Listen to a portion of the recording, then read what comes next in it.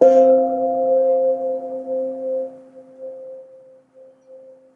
good morning to everyone. Good morning. I'm surprised to see so many of you around. I thought you'd be hiding in your house. I was thinking if I have 2 rows, I'll be satisfied this morning. So we have more rows. It's going to be a very interesting talk on do you believe in karma? So when we talk about karma, we talk about vipaka as well, cause and effect. Now the Westerners, they like to use this word, karma, what you do, you're going to get the result of what you do. But they don't use the word vipaka, resultant. They always use karma means resultant as well, cause and effect. It's a very interesting question actually when he says, do you believe in karma? We say, yes, of course, we are Buddhists. How could a Buddhist not believe in karma? So other religion, of course, they don't believe that. They always use the word that it's God. God gives you reward, God punish you. So it has nothing to do with cause and effect. And when we say, yeah, I'm a Buddhist, I believe in karma, correct. Now, do you really believe in karma? Do you really believe? Do you really believe that whatever you do, there's a cause, you're going to get back what you do? Do you really believe that I should not scold, I should not scream at my worker because one day they scream back at me? Would you think that your Indonesian mates or Philippine mates will one day scream back at you? We never think that because they are servants, How could they scream at me? But the fact is they do. Sometimes they can't scream, but when they cook, they pui, something on their food. Even in restaurant as well.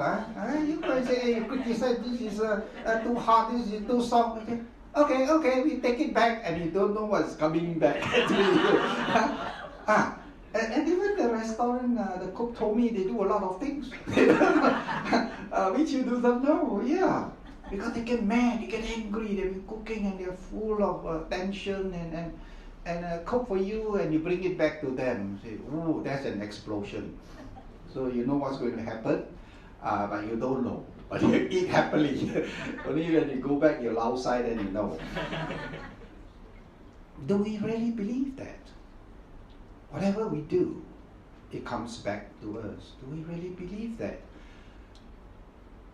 Now the point is, we believe, but we don't really believe at the same time. That's why we do a lot of nonsense in life. Don't you think so? We do a lot of nonsense. If we really believe, for example, if you see that there's a big fire, would you put your finger into the fire? You would if you think it won't burn. but how many of you think that it won't burn when you put your finger inside the fire? But if you know that surely it will burn, would you put your finger in the fire? No, we would not, because we know it burns. So if we know that karma really works, then we would not do unwholesome action. We would not break the 5 precepts. We would not kill, we would not steal, taking what is not yours. We would not lie or to harm people. We would not do sexual misconduct, neither do we take drugs, But the fact is, as a Buddhist, we say, okay, we believe in karma, but we do not really believe that. Why is the first question. So yes, I believe, yes. But got percent, but don't know how many percent, what percentage, don't know 1% or 5 or 10, it's up to you, you measure yourself. I always like to say you measure yourself. Because nobody can measure for you. You need to measure yourself. How really do you believe in karma? Then I will tell you why it is good to believe in karma. Why is it so? Because you don't really see, right? You don't see the result. Why don't you see the result? But sometimes you do see, instant. You do see the result when you do something bad. Then you see the instant result. Supposing if a daughter were to shout at the mother, you see the result very fast. You get a tight slap. Oh yeah, that's it. Next time don't scream at your mom or your dad. Your dad is worse, you get a cane. So you see that instant result. Then probably when you listen to the Dhamma talk, you see, there is cause, there is result. Yeah, I see that. So I believe in that. That if we could see the cause and result instantly, all the time, then we will be very strong in their faith, in believing in karma. But the point is, we don't. You don't see it quite often. And a lot of time we assume, supposing people thrown in the jail, they know, oh, that's the result. But then do you see the cause? What did he do? Must be something nonsense lah. Steal people money lah. Maybe political lah. Maybe this lah, that lah. They like to have a guessing game lah. If you're a politician, you say it's political motive lah. Because that's the easiest one to explain why you're in jail lah. You don't say what Jia Lui is there for. Katuking. You don't say that. Oh yeah, I get illegal money now. I'm in jail. No, you say political. These things, decision. So, but we know there is something wrong that you have done, but we don't see exactly what that person has done. So again, we don't see the cause, we see the result. Now a lot of time, as a Buddhist, we see the result. We say, hey, why this fellow have an accident? The next thing you say in your mind is, something wrong lah. Right? He must have done something wrong lah. Otherwise, why he got accident? Like that. So we again assume that he has done something wrong. That's why he don't have long life. So sometimes in quarrel, this fellow, he should die younger, it's so unwholesome. But the problem is, sometimes you see that person so unwholesome, he never died. He lived to be 80 and 90 and is still surviving. And then it's question mark. Don't know true or not, this cause and effect. I don't see any effect. You see, sometimes I see good people die young, but I see lousy fellow still don't die. 90 years don't die. So that gives us a lot of doubts. A lot of doubts in our mind. And say, are you Buddhist? Yes. You believe in karma? Yes. But yes, only lah. But actually, really or not, you believe? You can't, because you don't see things. Now we are born with the 5 senses, and we rely on our 5 senses for survival. And whatever we do, we see what is resulting now that we believe. The mother will say, my father, even when I was young, he would keep on saying, if you don't want to study hard, next time you piasai. Because in olden days in Penang, we don't have jamban pool water one, no. So every morning they come from the main door, right to the back, and come out and you see the floor sometimes dropping along the way. Say, see. People don't want to study like that. So the person who carry this is check, don't know ABC one. So it makes you think, okay, I better study hard. Otherwise, every morning, look beside, you smell all the sheep. We see that. Why? Because of our senses. But our senses are limited. Unless the 6th sense, you cultivate psychic powers like the Buddha, who can see beyond our 5 senses. Our 5 senses are so limited. We can't see beyond the wall. We can hear only very short distance. And then we assume through the things that we gather through our 5 senses. Then we assume. Then we see the result of what we do. Then say, okay, we must do this, we must not do that. Even if we do something bad, we think we can get away. Huh? Like people who go to gamble, do you think that they think they will lose? No, if they think they will lose, they won't go to Genting. They think they will win. You see? Then they go to Genting and then they come down and they say, "Ay, bad luck, bad luck, bad luck." It's not bad luck. Once you go up there, it's against you. They do all the things you know you're going to lose.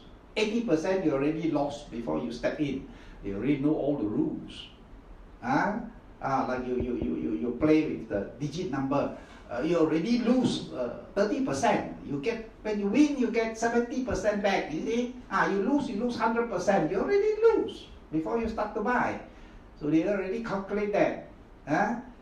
So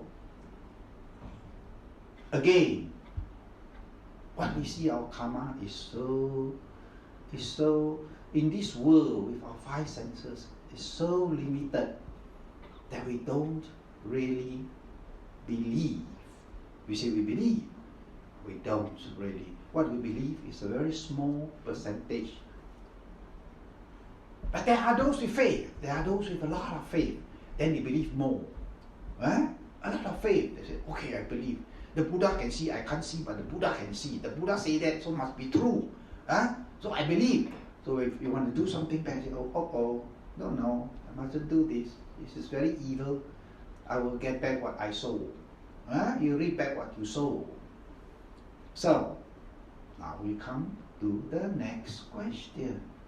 But there are those, nowadays, with the advent of the internet is so fantastic.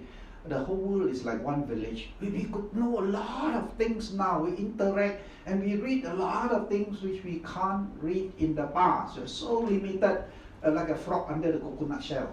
We can only see we are just covered up by the shell. That is our world. But now the whole world, all the experiences, those people who experience can just put it into the net. But you can sieve it, what is right and what is wrong. You must use your brain to sieve it yourself. Now we are talking about those very fantastic nowadays. Those who go to see psychiatrists and go to regression and now it's quite popular. They see, why I have so much fear, why I'm so scared. Then you go to psychiatrist and say, okay, now go back. Now you're 9 years old, you're 3 years old, you're 1 year old. Now you have another past life, and then they go to the past life. And they themselves, it's like seeing a show. So what they have done. They're scared of water because they have been drowned 3 times in the past life. Now they're scared of water. And somehow, when they come a few sessions come out of it, they feel that they are no longer scared of water because they know the reason why they are scared. They're drowned 3 times before, so that's why they're scared. What about those who are afraid of height? They fall down many times from a high floor. So they look down, the cartoon, leg shaking, they're scared of height. But there's people who are not scared of height at all. So whether it is correct or not correct, but it works. A lot of them. They know that, I really could see my past life, but the people is different, but I have the feeling that I could recognize it is me. And then they are very convinced themselves. So the most important thing is they convince themselves so they get cured. Whether it is true or not is debatable. Of course, our mind has a lot of creation. We call it mental formation. We create a lot of things all the time in our mind. Whether it is true or it is not true, it's the nature of mental formation that our mind needs to form. If our mind do not form, we die. So we have these aggregates called mental formation. So it just form. Sometimes a lot of past memory which has happened, then we remember when I was young what I do. Yes, as me, when I was young, I do a lot of things. It is still very clear in my mind. So again, there are a lot of things that are not clear, but formed by itself, and a lot of nonsense as well that we form with intention. Now that's the difference between a mental formation without intention and mental formation with intention. These are two different things. Like in dreams, we have a lot of mental formation without intention. It just forms. We start dreaming a lot of nonsense. We see people we haven't seen before. Maybe in the past life. We do not know. But a lot of time it's weird. It's very funny. How could we fly? Huh? We just dream we fly here and there and sometimes naked as well. It's very strange. But we just dream it. You see? But again, there are dreams with intention as well. Yes, when you see some devil chasing you, you start to run. Yeah, with intention you run. Yeah, we have a lot of intention in dream as well.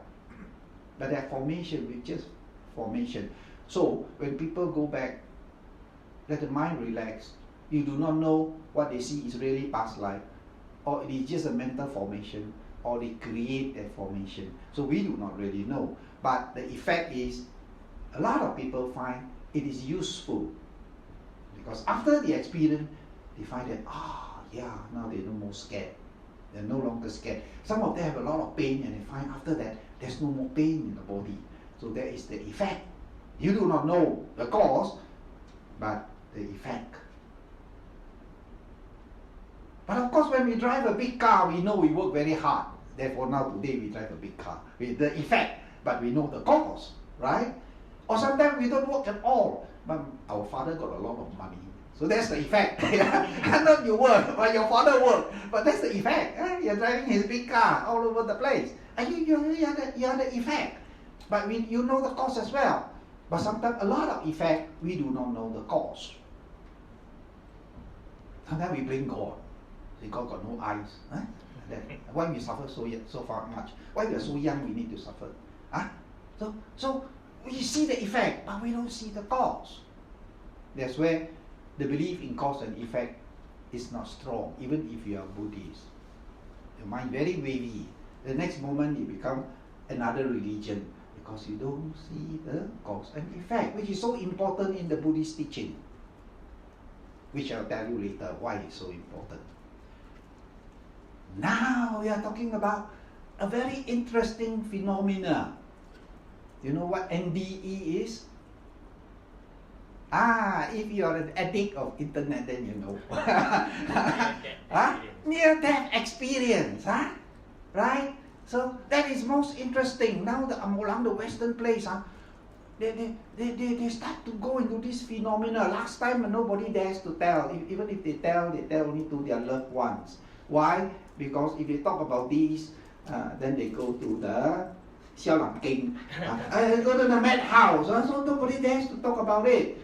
In olden days, they are burned as witches. Those things that are not normal, that is beyond our five senses, and they talk about that, then they are witches. Then they are burned, get them caught and burned in fire, so they make sure that they don't really exist at all. Burn them, turn them into dust. Now, it is so fantastic that they find that now you have these neuro scientists and nurses and doctors, sometimes doctors themselves, they have this experience, near-death experiences. They're supposed to die, and then they come back, but they didn't die. And so there's these nurses, that he's in the heart section of the hospital, and then she become very curious, and they start talking to her. It didn't strike her at all. Those patients who come back, they're supposed to die, no heartbeat, and they die. And then they come back, and they find that she's very nice and able to talk to, and started to talk to her. And then she realized this is something very funny. One person, two person, three person. Wow, not so many person have telling about these experiences. They're very weird. They're very weird. She's a Christian. She don't believe in that. She believes that when you die, you're in heaven, means heaven forever. Hell means hell forever. That's what they believe in. But now this fella, he died, and then supposed to die, and then he come back, and they got stories, so many stories. Some of them, when they die, they could see their past, so many past life, and they're in this place, and they're talking about this wonderful place, and they can explain so detailed and everything. So in her part time, she will start writing this book of this person, what she experienced, and he come back, and he goes to, a lot of times she interviewed 20-30% of them who came back, suppose from the dead, because there's no heartbeat, supposed to die, so there's no brain wave, so supposed to die. But they come back and they have all these stories. So she's so curious. So she wrote about all these things, what is happening. People, it seems that they come. Now, the question is, have they really died? They have not died yet. According to the Buddhist teaching, near-death experience means near-death, means they didn't really die.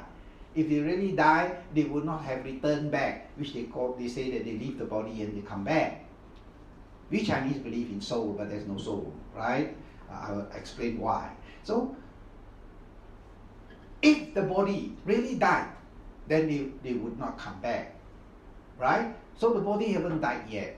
They have no heartbeat, they have no mental wave, but they're still kept alive. They still have oxygen, they still have oxygen, they still feed them with glucose. So the body is still alive. Now the question is, without the body, could there be mind? There could be no mind without the body, because the mind depends on the body. Without the body, there will be no mind. Because of object, contact, ear-based, then arises the hearing, the thinking. Just as the seeing. There's something there, object in front, contact, your eye is alright, you're not blind. Then there is thinking. And say, hey, this is Brother James. Oh, he looks very old or white hairs. Then there is thinking. So it depends on the body for the mind. Again, when the mind dies, the body need not die. If you keep all the vitamins and all the ventilation, oxygen pumping the heart, it won't die. The body will survive a long, long time, even though the mind dies. But in this case, the mind doesn't die. The body is alive. So they could be 2-3 days or some months which they think there is no more, is dead. The doctor will say that this guy is mentally dead. Could you pull the ventilation from him? Nobody wants to pull that, and so he keeps on living for a long, long time, and the body still lives, right? But the fact is, he's still not dead. So it's near-death experiences. And what do? Well, a lot of them, they're very nice near-death experiences. The usual one, they see the lights and they follow the lights and they go up and then they see beautiful trees and they meet with all the relatives up there and they see beautiful gardens and the color very vivid, very sharp and clear.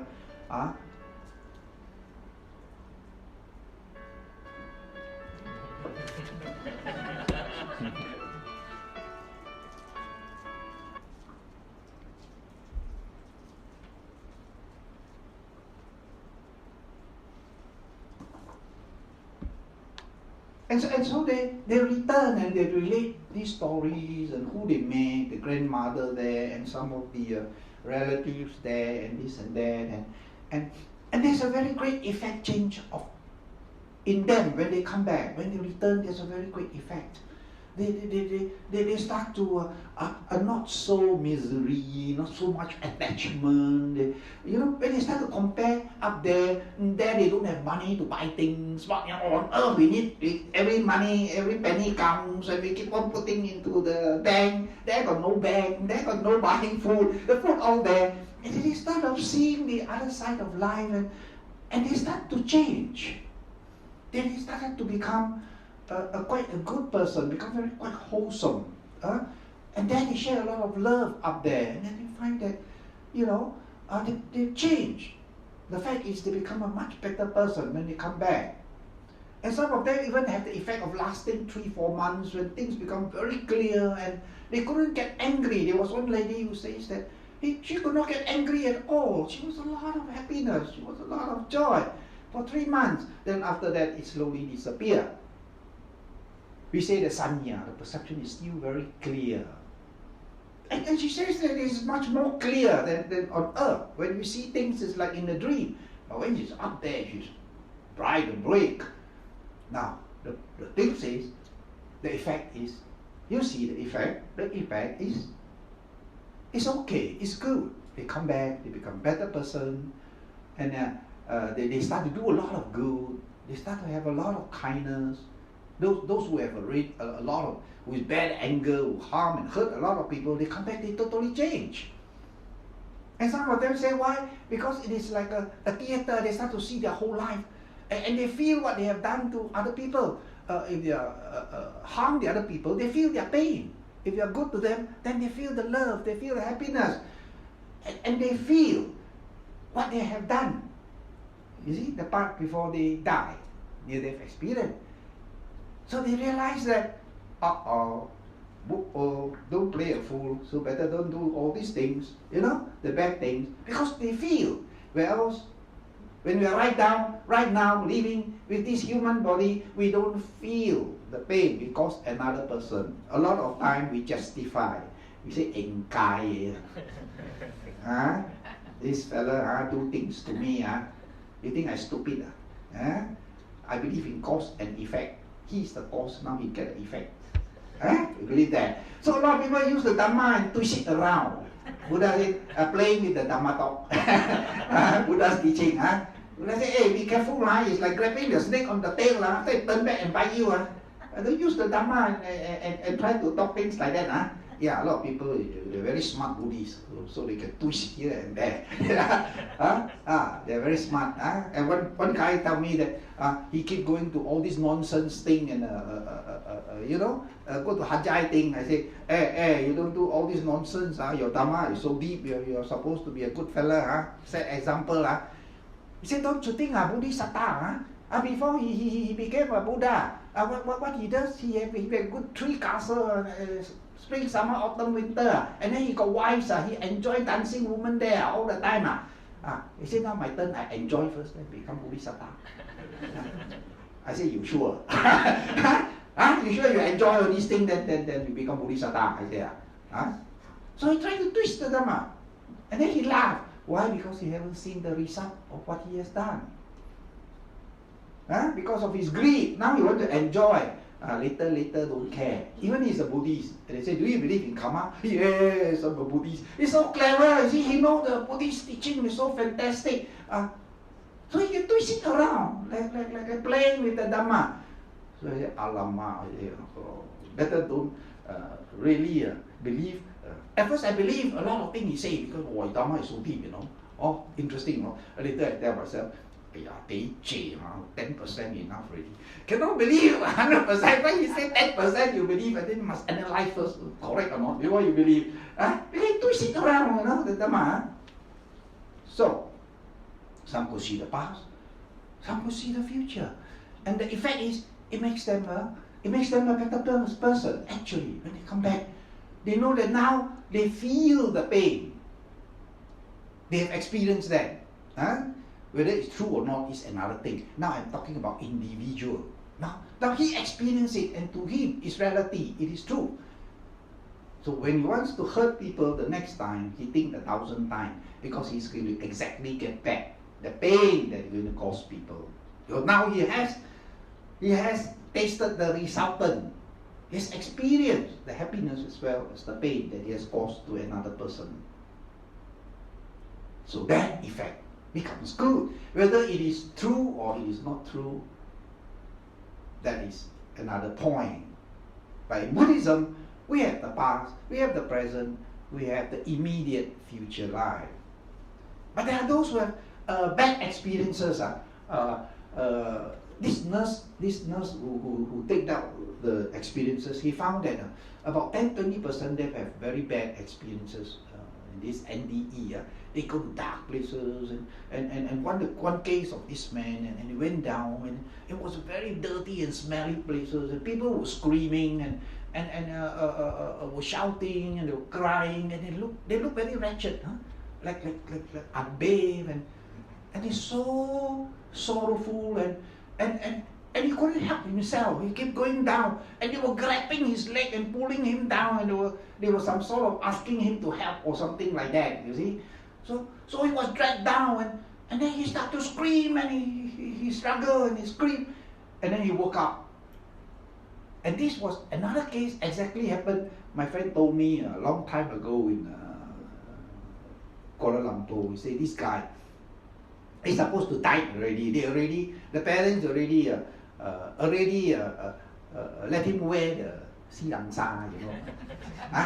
And not the normal one. But now this is very good. We wear normal one. In olden days, they used the mi hun, you know, that one, the sack that they put the rice powder type, and they cut it into dress and wow, very ugly one.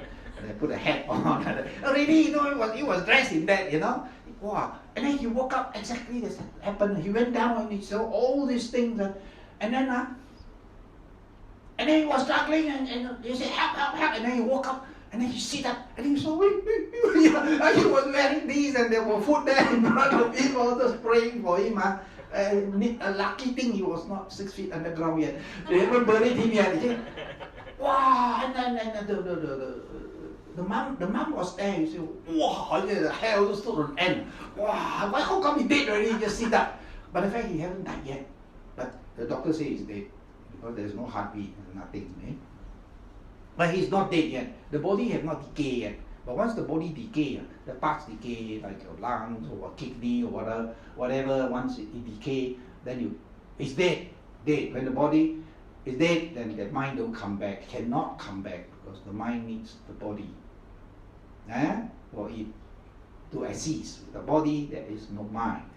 So then he go telling everybody the story. The fact is, my friend said he was there eating char kway teow, and this char kway teow man told him about the story. I said, oh, he told you? He said, this char kway teow man, he said, he kept telling everybody, he died already and came back. But actually he didn't die yet. It's NDE. He didn't die. It's what we Buddhists, our text, what do we call that in our Buddhist text? What do we call that? We call that Chutti Nimitta, death vision. Haven't died yet, but death vision. Before a person dies, he starts to have vision. So we call it Chutti Nimitta, death vision, in our text. And that was 2,500 years ago, the Buddha had this teaching. But now the Western people are slowly discovering reality.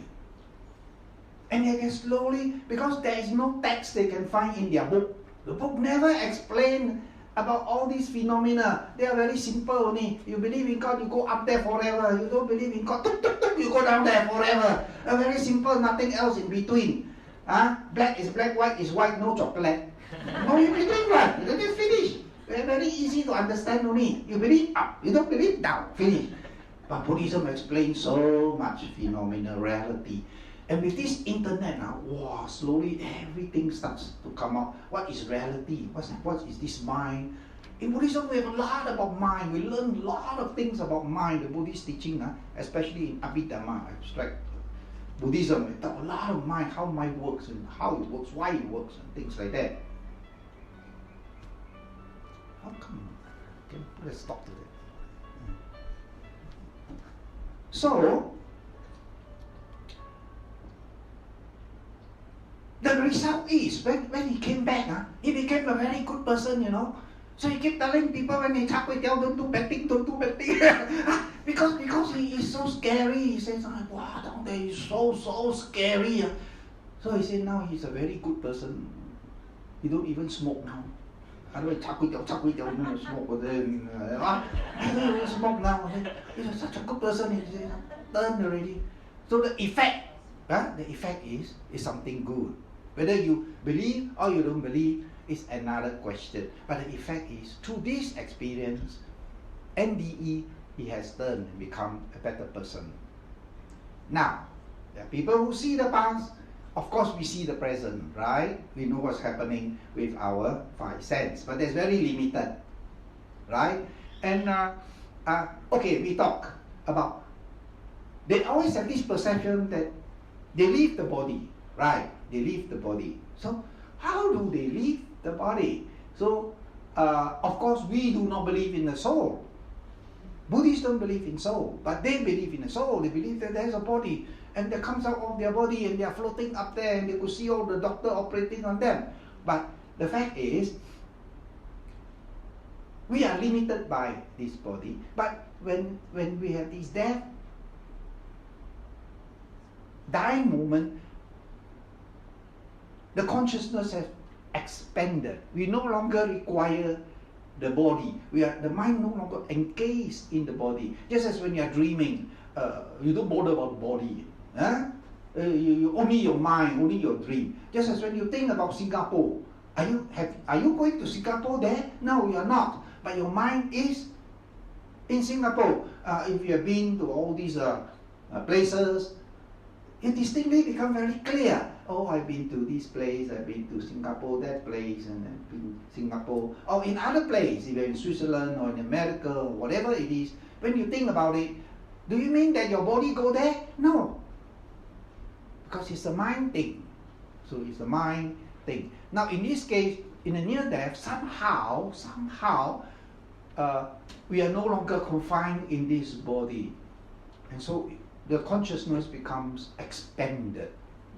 It can perceive a lot of things that we can't when we are in this body, encased in this body. Now that is my explanation, not the Buddhist text. Remember that?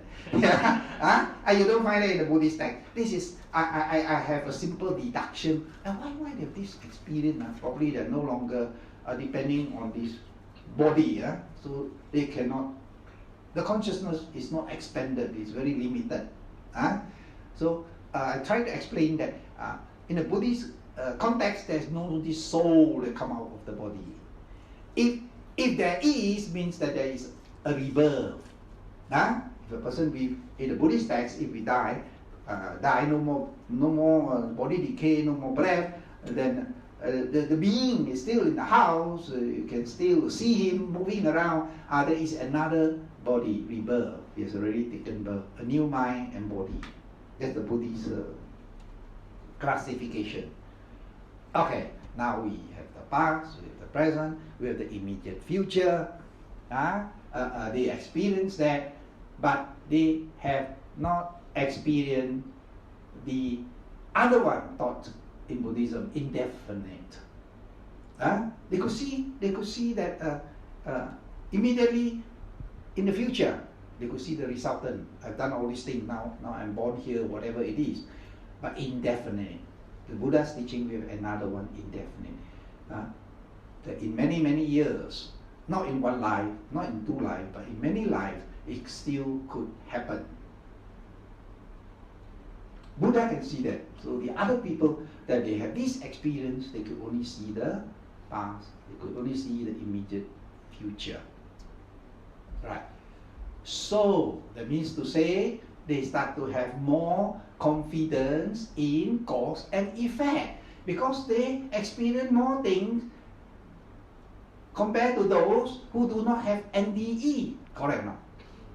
But of course you would say that this fella humbing one, hallucination one. We could say that, of course, because we haven't experienced it does not mean that it does not exist.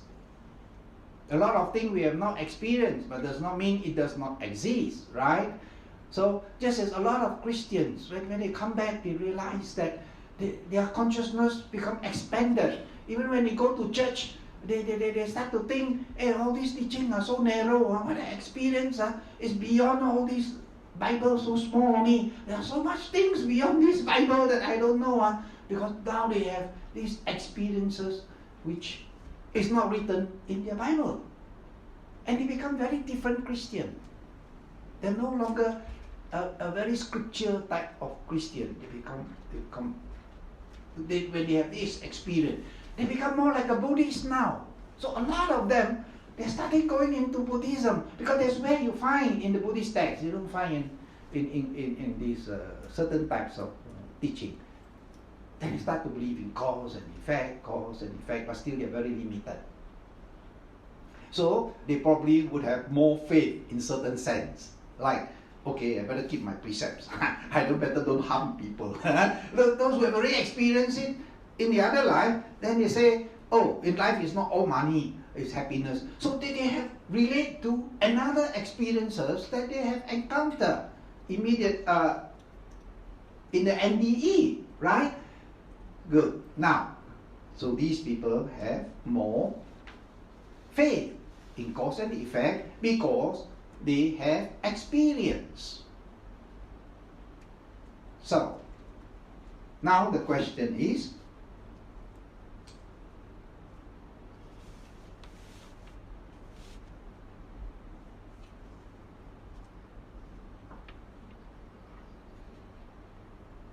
apart from that, they don't have any more classification. Well, in our text, we have a lot of classification. Like a lot of them, when they say before they die, they see their relative coming, their parents coming, those who have passed away, their grandfather coming to see them, give them encouragement. Don't worry, you see, we take care of you. You don't worry, you pass away, we'll take you with us, you know. So you don't worry, you have no place to go, you're with us, your loved ones. And some see these, and some see other things, not their relative. Some see other things. Like my father, for example, it's very strange. My elder brother, my father would not go to hospital. He always say he will never step a foot in hospital unless he has to. Means to say, unless he's going to die. He has a phobia of hospital. He never wanted to walk in. So he was at a very serious stage and was in the hospital, and my elder brother would go and see him, visit him, and he would say, is your food alright? Can you sleep? Then my father told my elder brother told us, then he says, how could I sleep? Middle of the night, these young people running all over the place, children, how could I sleep? Making so much noise. So my brother was getting very angry. So he went to the nurse and said, hey, why middle of the night? You let all these children running around and my father cannot sleep. Then the nurse smiled at my brother and just smiled. He said, you see lah, middle of the night you come and see where got children running around here.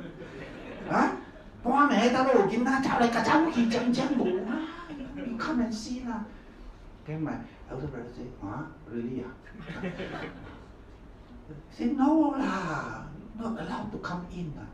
Then he told my elder sister, my elder sister can have this sixth sense one. A lot of things she know one. All these unseen things she knows one. Then he said, we care. All these young boys died young in the hospital. They're running around playing there. So that's what my father see and hear. But I hope that's not his last moment. So it does not mean that when they see and tell you that means it's something bad already. It's going to be another young children running around there. No, it does not mean that, because we cannot see the last moment. A lot of intersecting consciousness will arise, and they will have a better birth and all that. So we cannot see it unless the Buddha could see precisely the last. We always say the last moment. It is not the last moment. We always say the last thoughts that is going to produce the beginning of a new mind and body. It is not. It is the death consciousness, the jhavana. Before dying, we have these thoughts, the jhavana. And these jhavanas, they are very weak, so they are inwards. In other words, the mind has gone in, where the sign has become clear. The external object has become very weak. Just as when my mother was dying, I always bring water and let her drink, and I would wash her because my sister very scared. I always do that, clean her up and feed her with water, and I talk to her so that she wouldn't be lonely. She was a stomach cancer, and she was bedridden for 6 months before she died. And then and one night, and I was talking to her. Her eyes was looking on the ceiling and was blinking. And I said, Mommy, you want water or not? Are you thirsty or not? she can't hear me, she can't see me, even though I was right in front of her. But she was apparently seeing something because her eyes were looking up the ceiling and she was blinking and blinking. She was seeing something, but not me. So I realized that what the scripture was saying that we become inward before we die. Like in dreams, we become inward. Whatever outside, even if it rain outside at night, middle of the night, we do not know it's raining until we wake up early in the morning and we see, wow, the floor all wet. Last night must be terrible rain. We don't know because the mind gone inward. So the death moment, not the last thought moment, no, but the chutti, the death, the javana, the 7 moments where you start to perceive. After I tell you what you perceive. Again, we have that in our Buddhist text. Interesting, if you are Christian congregation, you don't know anything. It's not there in the Bible. In Buddhist text, you're lucky. You know a lot of things, because it's described by the Buddha, described in the scripture. Then, so, just to let you know, when they always say it's the last thought moment that conditions the new mind and body. No, it's not the last thought moment. No, it is the death consciousness moment. We call them the javanas. But in this case, the normal one we have 7. But when we are dying, we only have 5 moments. Alright? We only have 5 moments. So what do? A lot of them, they say that they see the near ones, the loved ones coming to greet death. That is, immediately dying. Those who do not have heavy karma action that are very good or very bad, that it will take resultant first. This heavy one, like trying to kill the Buddha, killing an Arahant, or killing the parents, these are considered as a very heavy karma. So they will take effect and you'll be reborn in a suffering state. These are very heavy. Or you do something very good. You give a donation to an Arahant, or you give food to a Buddha, or you meditate and you get into very deep purity of mind. We call it mental absorption. Then it will take effect and you will see where you are going to be born. And even in Deva world, very strange. We have the 6 levels of Deva world where these are sense pleasure. And those who have very strong good karma, they can even decide where to go. It's very strange. In the scripture, they will say, hey, come here lah. And we all here, old friends, you come, I'm on the 3rd floor. The floor, And the first one said, no, here is more interesting. Here got some good Dhamma talk. Some Deva come here, give good Dhamma talk. And then another one will tell you, no, here is fantastic. You can create anything you want. They will start, and you can choose where you want to go. Very interesting. That is during the moment, the dying chutti moment, where you see the place you are going, then you can choose.